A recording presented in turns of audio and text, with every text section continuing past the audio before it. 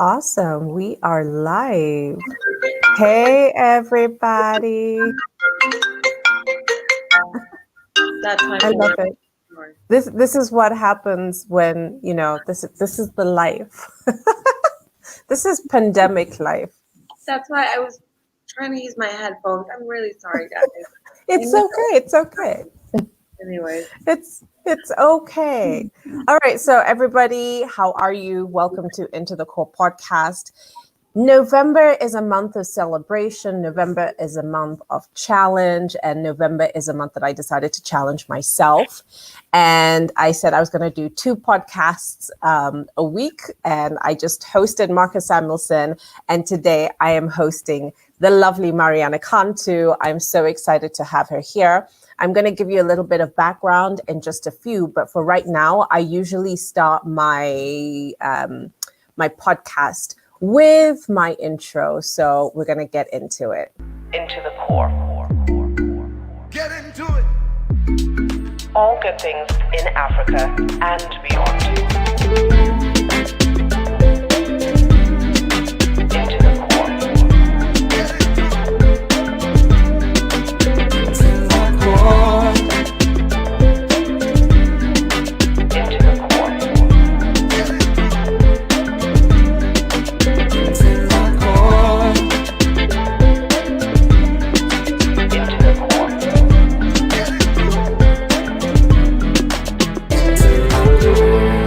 All good things in Africa and beyond.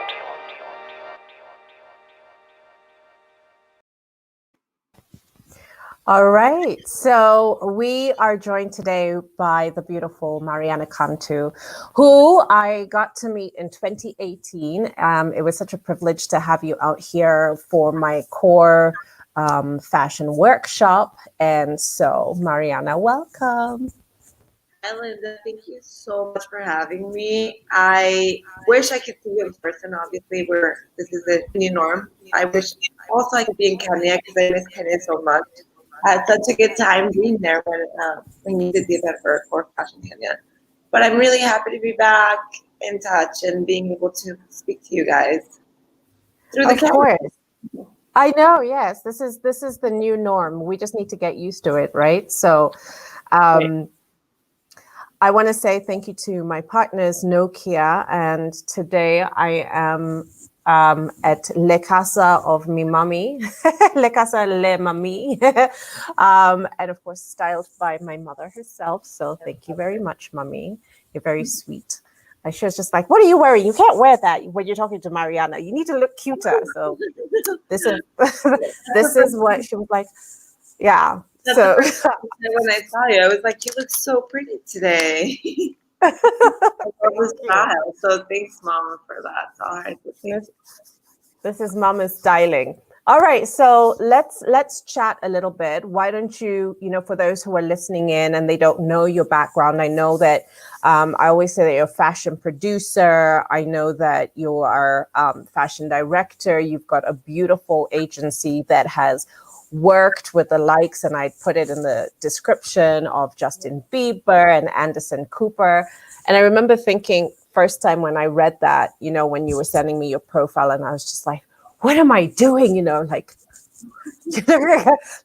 oh my gosh, she's worked with so many people, and we're going to have a great conversation. And you're the most humble, most beautiful person. So yeah, give us a little bit of your background. Appreciate that. Apologies in advance for the ambulance passing through. Anyways, I'll tell you a little bit of how I started. So I came to New York at a very young age to come to school. I was studying fashion merchandising at the Fashion Institute of Technology here in New York.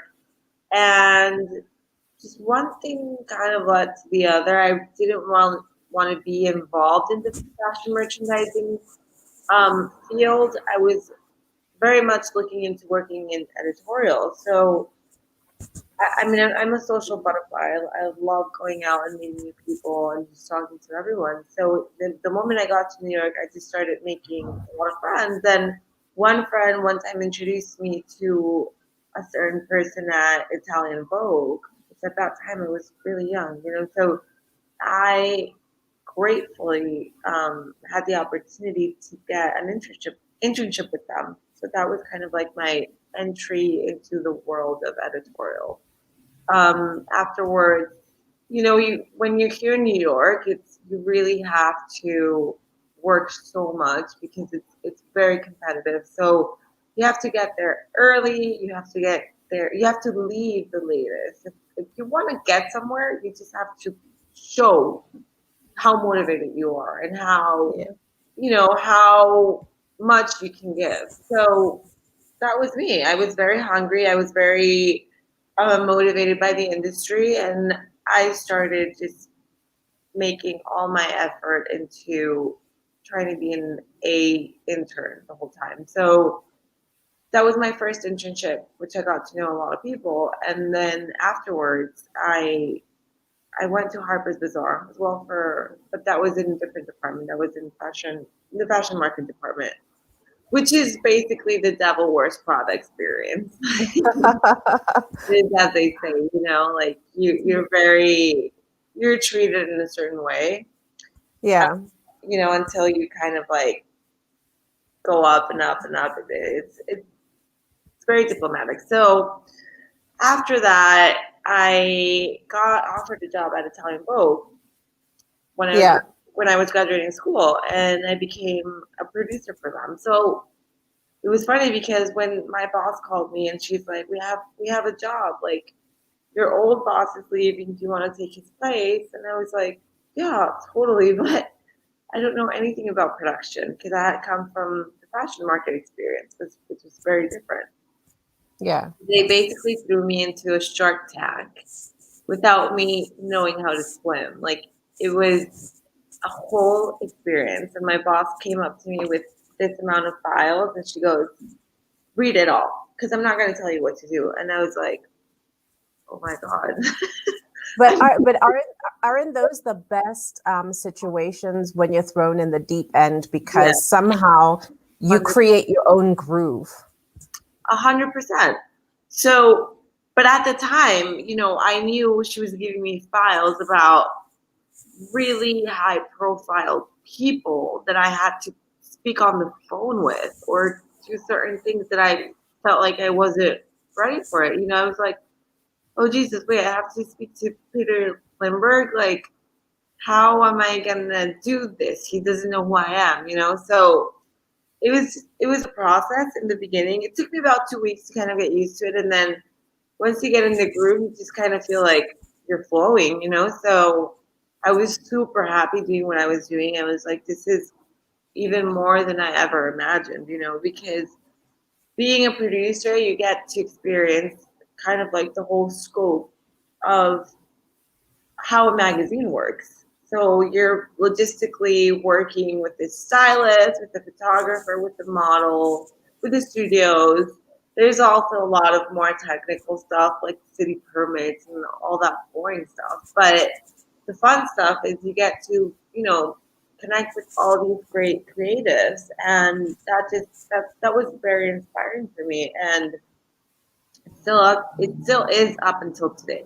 Obviously, the situation right now with COVID, it's been very difficult because a lot of the photo studios have to close. Photographers are not really traveling as much, and models are actually doing a lot of virtual photo shoots, which is something completely new to the industry. So, how does that work?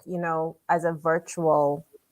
So for me, I haven't really produced a shoot virtually because that's the thing. Like with a virtual shoot, you kind of downsize the team. So it's just really the photographer and the model. There's no makeup, there's no hair, there's no producer, there's no, so it's like, a producer has a very different role. You have to be on set and you have to be present and you have to be just checking that everyone's on time and that the photographer has everything he needs, and you really are everywhere, But in a virtual shoot, it's very much like you and I are doing right now. So I really hope that next year, the industry, I'm not going to say virtual production is not good, but I want to say I hope it goes hybrid because we do need the in-person experience again. Everyone, of course, Yeah. So virtual production is cool. It's very creative. I mean, I've seen really amazing photo shoots, and especially during COVID, I had this one friend. He's a photographer in London, and he actually, like I said, like he couldn't shoot. So what he did was he was going outside the windows of his family's home because he also couldn't see his parents, and he was shooting everyone from across the window. Wow. It's really beautiful, because it showcases a whole other side. I don't know. I mean, it was kind of almost emotional because Yeah. family, so like stuff like that, that people have become they brainstorm, they come up with really amazing ideas. But I do 100% think, and that because I've spoken to a lot of my photographer friends that, they miss the in-person action, and they miss the hair and the makeup and the drama and the lights and yeah. I mean, it's being like It, it's almost being like in a movie set. of course. And even for me, I mean, I was just thinking about models and interacting and, having that personal touch. I get the whole 3D. I get that people are going into this whole other new element. And I remember reading a post on Instagram where someone said, if you're not going to get with the future, you're going to be left behind. Right. But at the same time, I want to see people. I want to see somebody's emotion. I feel like fashion goes with food, goes with a cocktail. Like it gives a whole different meaning to an experience. 100%.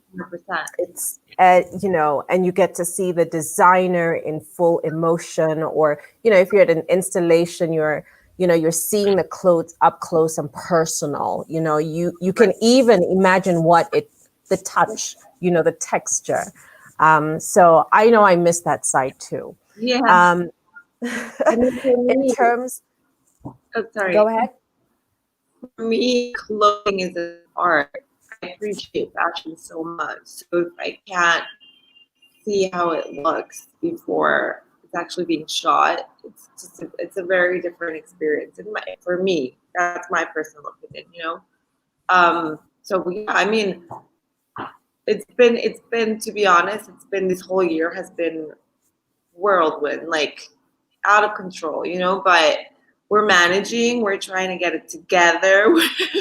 I do have, I'm very happy because I do have a photo shoot on Monday, which I'm traveling to. Like my first photo shoot I'm traveling to since March.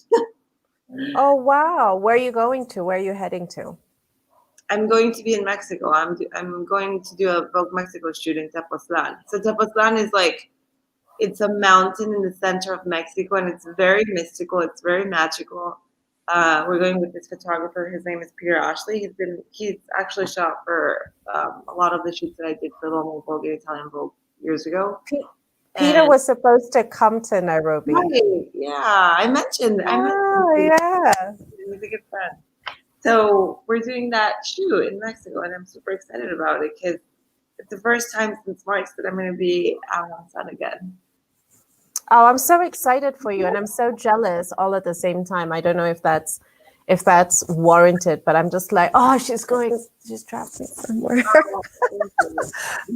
But next year, 2021, God willing, you already know what we're working on. So hopefully you and Peter will be able to be coming out here, and we're definitely going to jump kick this industry. We're cooking at something. We're cooking things up. When are you planning to launch? My idea was, I was going to say November, December, and I said no. We need, and we were talking also with Claudia, as well as you, and now we're going to get into possibly a meeting now next week so that we could go through the elements of how it's going to work. And yeah, so I'm really excited about it. I feel like we just need a change. So that's the one thing that I'm hoping and praying that, 2021 becomes, something different. So praying. The right direction, Yeah. And I have to say that I feel like even the sentiments in the States is going to be different. So I feel like maybe traveling, maybe traveling out to New York or whatever now is going to be a little bit different, considering I think there's a couple of people Well, who are leaving office. yeah, So we're like, it, I'm you know, excited. it is quite shocking to see New York and the state it is now. Like I said, I haven't really been here all year since March. So I came back and a lot of my friends had to leave too. It's a beautiful city. The energy's still here, but I do feel like something's missing, you know? Of course. Yeah. So I just can't wait to everything to get back to normal. I know. So between the pandemic and now the elections and it's all sorts of mixed emotions. I know that it's so draining, like emotionally draining. I can only imagine what that spirit is. I mean, I feel like even Kenyans are going through the element of like where everyone's just sitting back and being like, so what's happening? What is Can going we on right now in Kenya? How is it? Are you guys still no quarantining?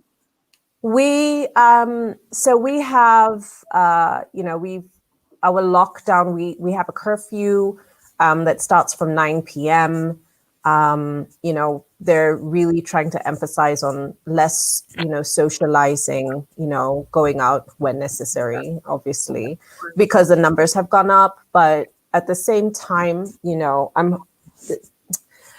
I don't know. I feel like industry hasn't picked up yet, but we're getting there slowly, I feel. People who are traveling, hospitality industry peaked a little bit, and now, we're back to hold off a little bit. That's Yeah, so we just need to be patient. I feel like this whole process, we just need to be patient. right. Right. What a Patience is a virtue. Oh my gosh, yes. If there's one thing God is telling us, He's telling us just one moment, please, calm down.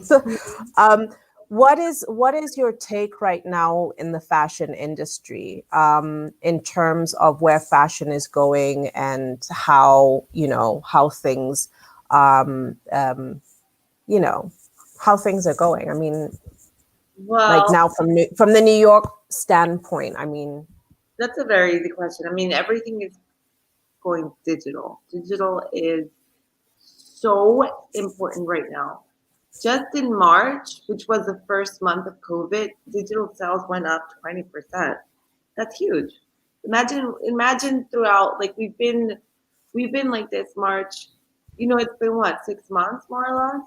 So yeah, everyone's just trying to shift digital. Um, Content wise, like I said, like people are just trying to be as creative as they can to get others' attention. Sales wise, retail wise, like retail brick and mortar is kind of brick and mortar, and I would say editorial are probably the two categories that are suffering the most because nobody buys magazines anymore. Everyone looks online. And retail wise, you can't go to a store. Like, or if you go to a store, you're just scared of being around people. I mean, at least I am. I'm always with my face mask and I try to not be close to people and stuff like that. It's not the same experience. You can't try on clothes. So I think online sales have really been at a steep point throughout the year. And I think a lot of these companies and a lot of these brands are really trying to push, and we've noticed a lot of brands that have gone through a rough patch and they're trying to keep it together and stay present. But unfortunately, yeah. you don't have the right tools, you don't have the right team. I mean, at the end of the day, it all comes down to the team and it all comes down to budgeting. So I think if we're being smart where we're allocating our budgets, as a brand, then you're okay, because you'll have enough resources to go through the remainder of the year to start a year 2021 with a new fresh start.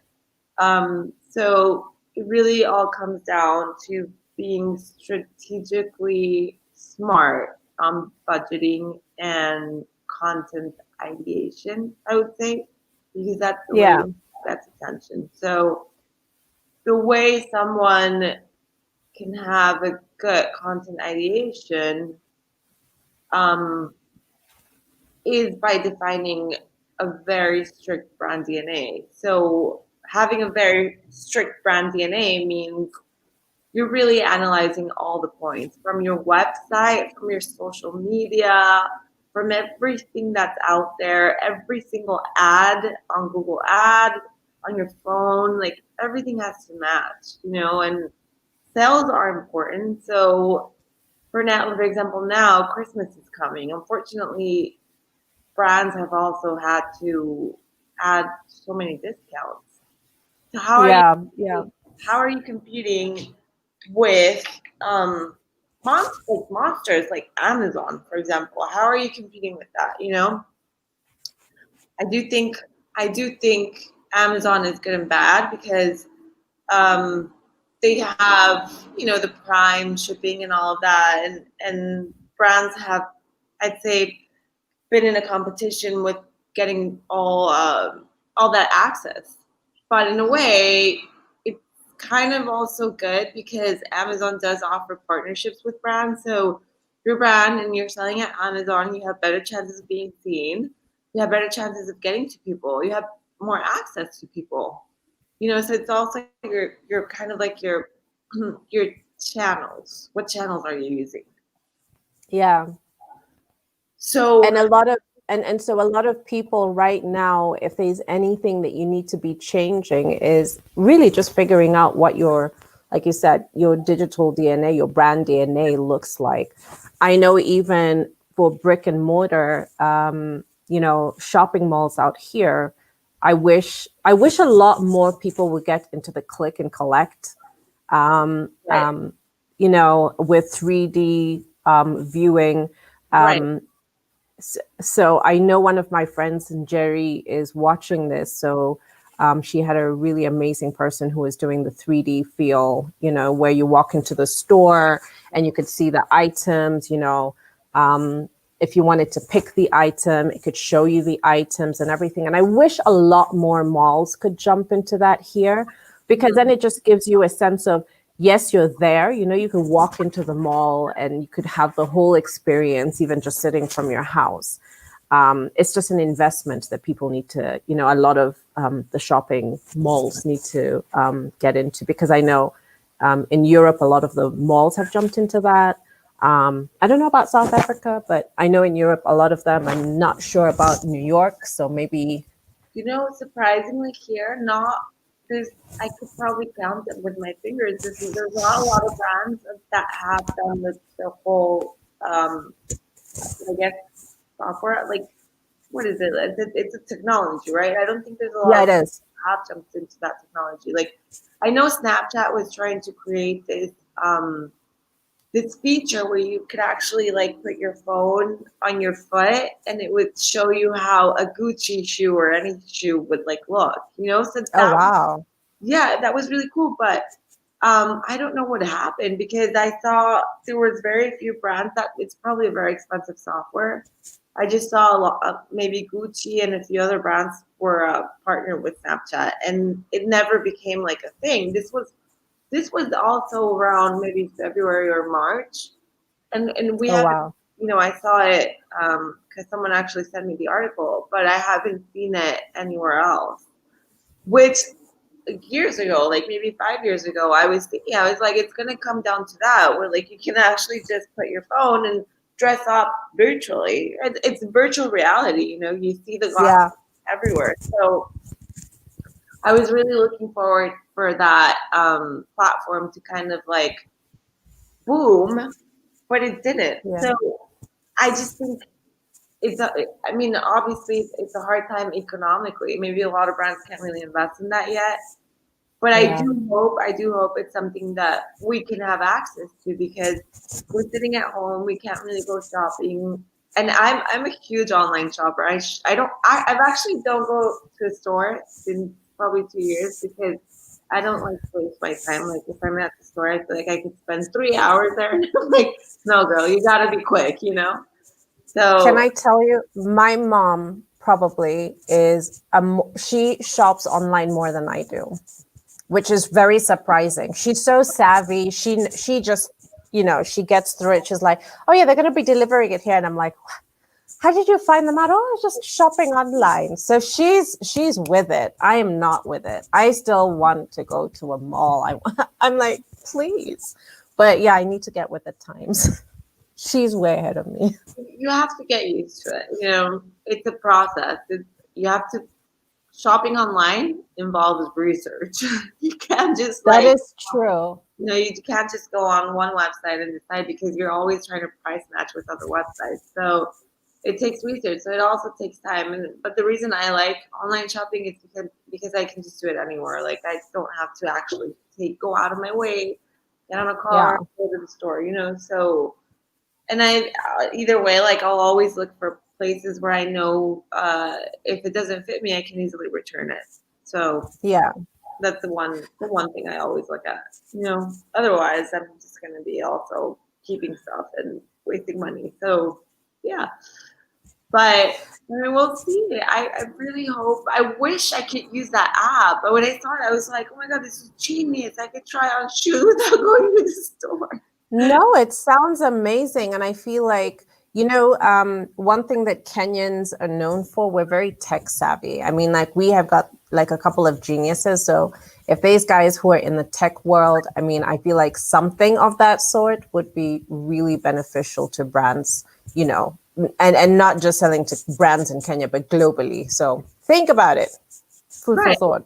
Yeah, for Food sure. for thought. So there's an opportunity. One of the things about this podcast is to highlight opportunities. So there's an opportunity. That's You- definitely an opportunity.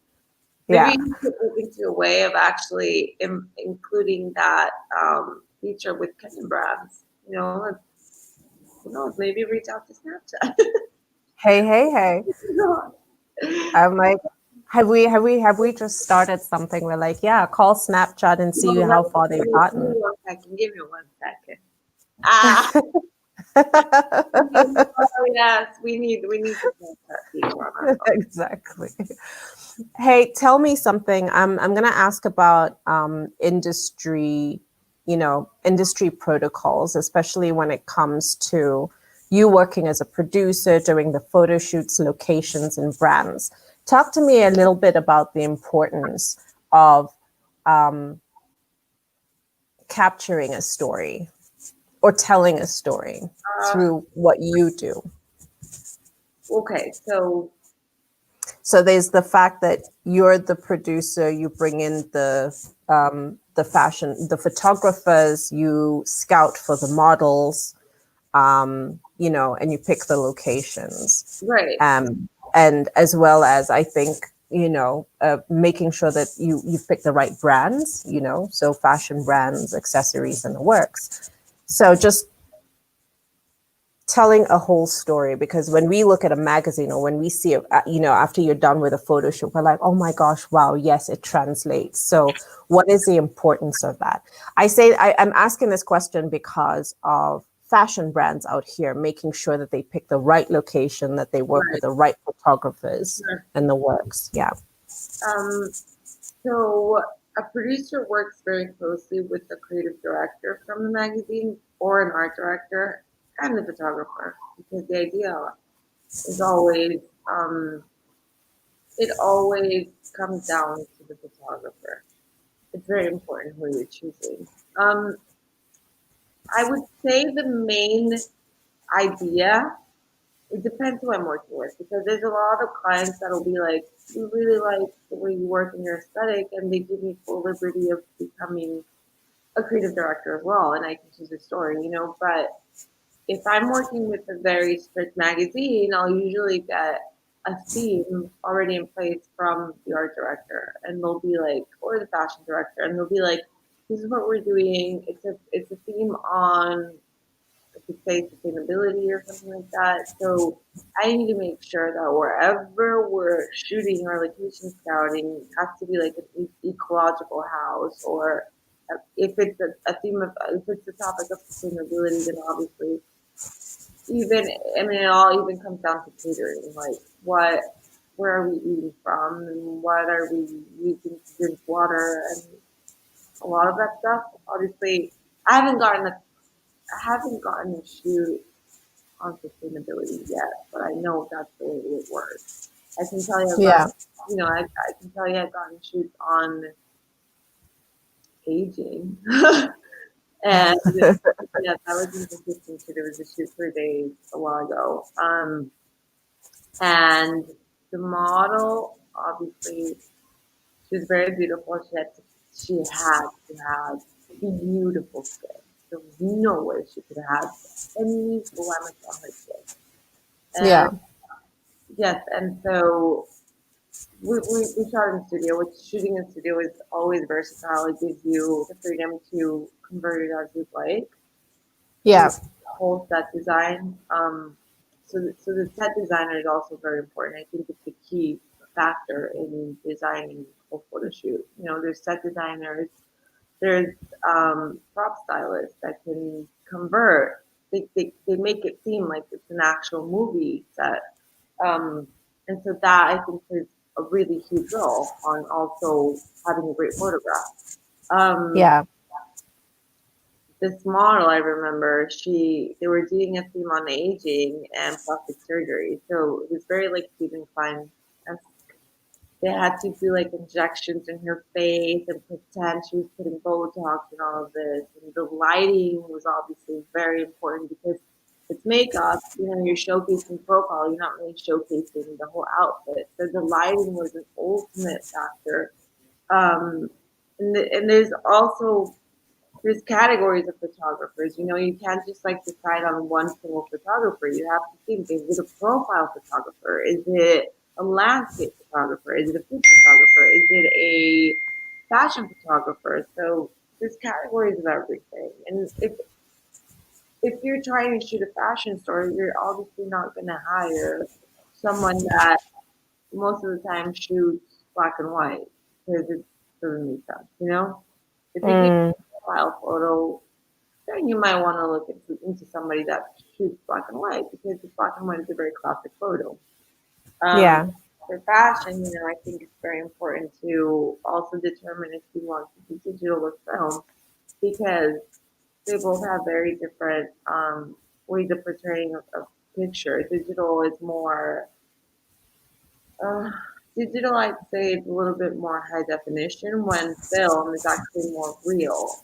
Film is more raw. So film is just like I'm looking at you. You see the colors. You see how as it is. You know, that's what you get. And Yeah. I like film. I personally like film a lot more because I think it portrays a little bit of more emotion. It's not as edited as digital is. Yeah. I don't edit film that much, so I prefer to always have photographers that know both sides, that have a digital and a film camera, because you get more for what you're paying, you know? And I do believe that a lot of brands need to stop. Well, you know, I say this because we've got some great photographers in Kenya, and what a lot of brands need to do is to pay attention and really support the photographer's work. You know what I mean? And not cheap out, you know, because half the time, you know, we're always looking for, you know, to cut on costs and everything. But sometimes I feel like when you do the right photography and you invest in that, the investment pays off much later on, you know, for the brand itself. And how you were talking about, you know, making sure that you have your whole brand DNA. Remember, everything that is being seen on your social media pages, to your website, to, you know, everything. Just, I mean, just think of it this way, like whatever you put online is going to stay there forever. So if you're taking if you're taking a lookbook right now, I think it's a lookbook that has to be versatile, because if you look at it 10 years later, you're going to be like, what was that fashion? You know, like that's always changing. So you have to think of a way of making it look classic and timeless, you know? I think timeless Yeah. is also a key factor. If you look at a lot of the old photo shoots, you're always looking at something that's even related to our times. You know, like I love looking at archives, but if I see something that's like huge shoulder pads and like I'm like, oh no, because that doesn't really relate to how the trend is now. But Yeah. I love looking at a power suit because a power suit is completely timeless, you know, and the way it's Yeah. photographed or anything like that. It also you can use an image from 1980s and use it now, and you can make it seem like it's a photo from last year, you know. That's true. That is very true. What are, right now, who are the brands that you're digging, that you're absolutely loving? You love what they're doing. You're seeing them transition.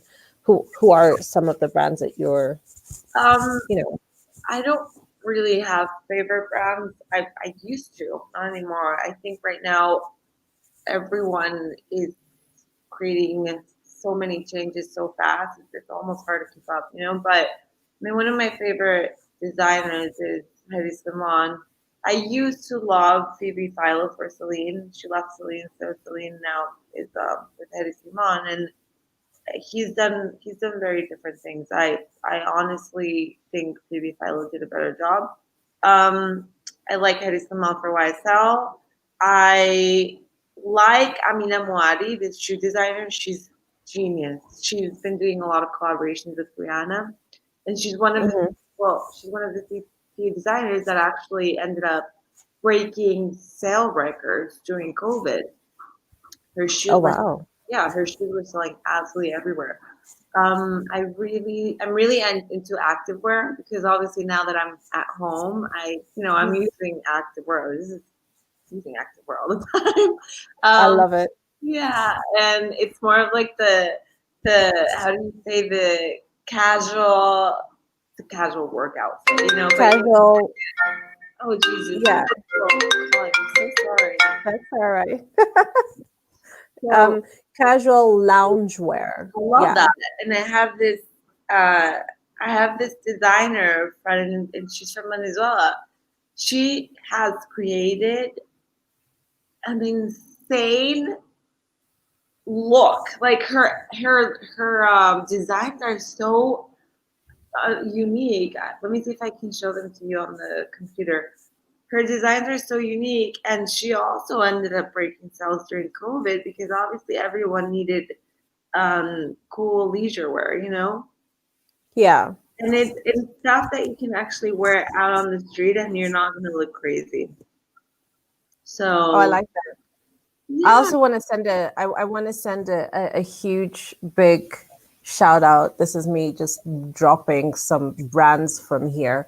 I love Crafted Nairobi. They're onto something. She's launching her active loungewear Oh, this month. So I'm so excited for her. yeah. Um, yeah, so just wanted to say, I'd love to see that way. Where's the camera? right there.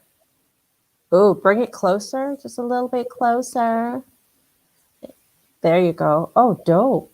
Yeah, it's cool. And then um she has blazers and stuff like that. Like so it's a bit more out on the street, you know? Send me the link so that I can put it on my posting once I post this video up again. Yeah, I'm liking a lot of stuff like that. Um Designer wise, I think I mean I like Amina Muadi a lot. I'm very into Scandinavian brands these days. I really like what they're doing. There's this brand called Materiel, and Hmm. it's very colorful, but they're using like sustainable leather, and it looks super expensive. It looks like you're buying something crazy, but it's very nicely made. I like Attico, these two Italian girls. They started doing a lot of like party dresses, and they're really sexy and they're really cool. So if I was going out and having a normal life right now, I would probably be wearing Attico.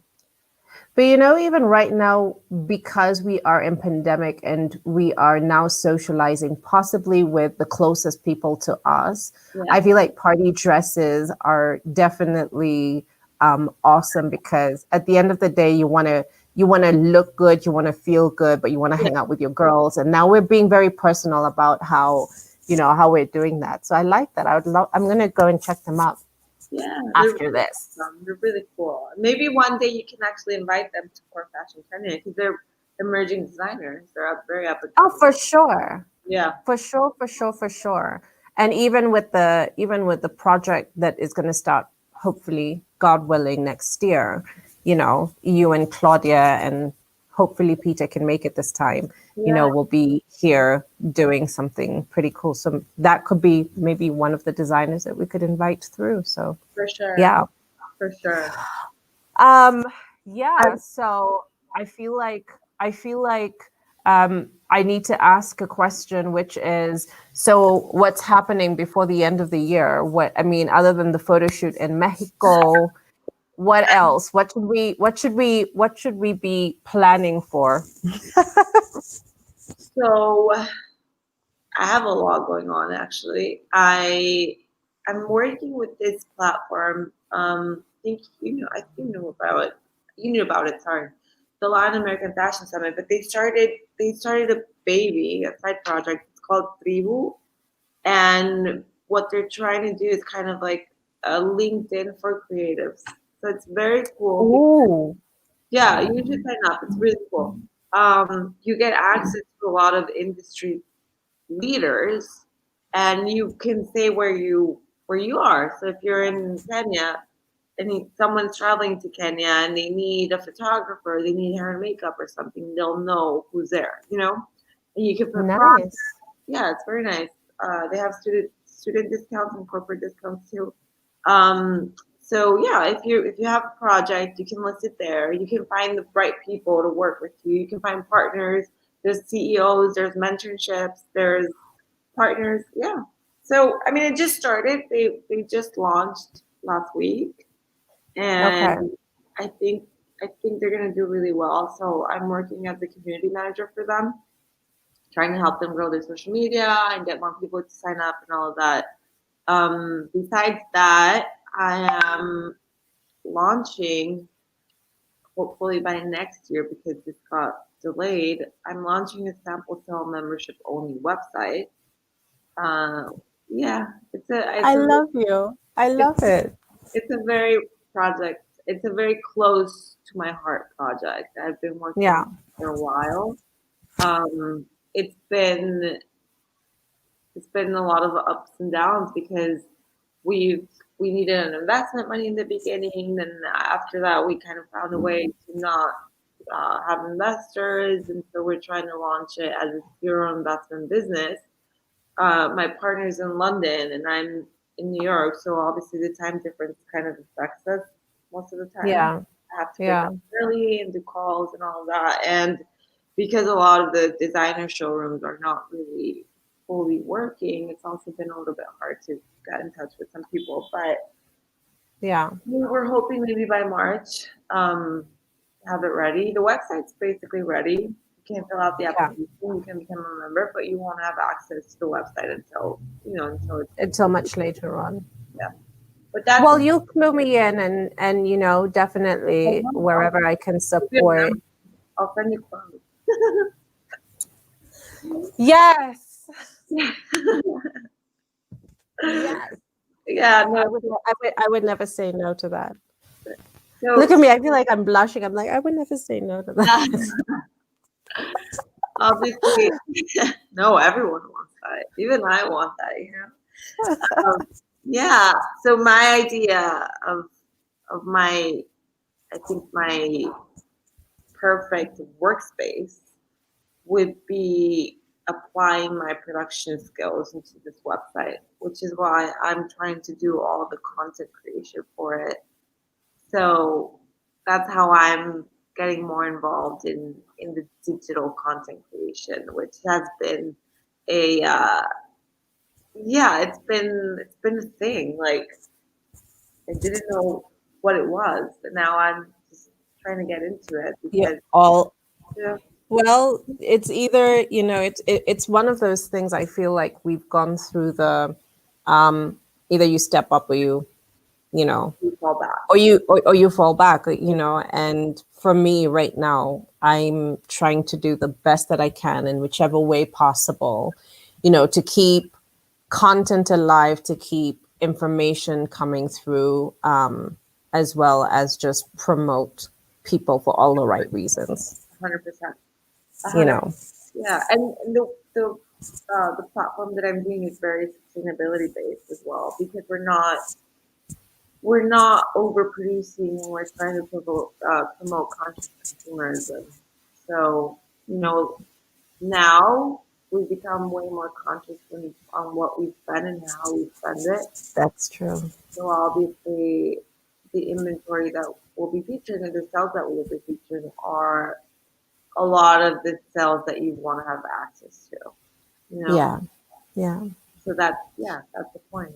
We'll see. I mean, I'm shifting. I'm shifting from production to e-commerce, but it's exciting. Like I said, like I'm still trying to involve my production skills as much as I can and see how this merges.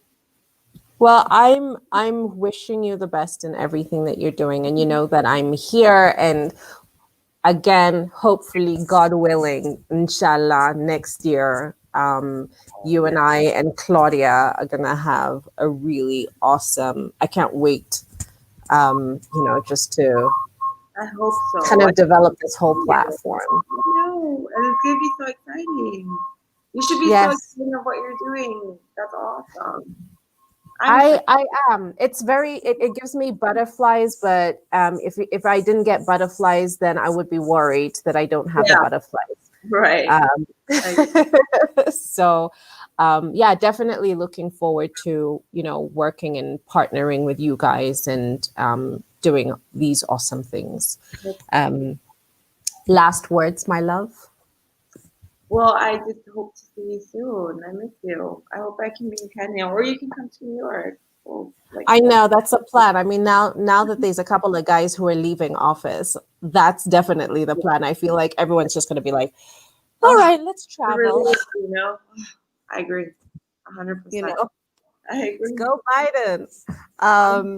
We're probably gonna know today because I keep looking at the election results and I know. almost there. So you would think I'm an American because I pick up the phone. I wake up in the middle of the night and I'm like, where are we at? What's happening? So the whole world, it's like I'm telling you, kind of like dependent on this right now. That's true. Anyway, thank you, darling, for having me. It was so lovely speaking to you.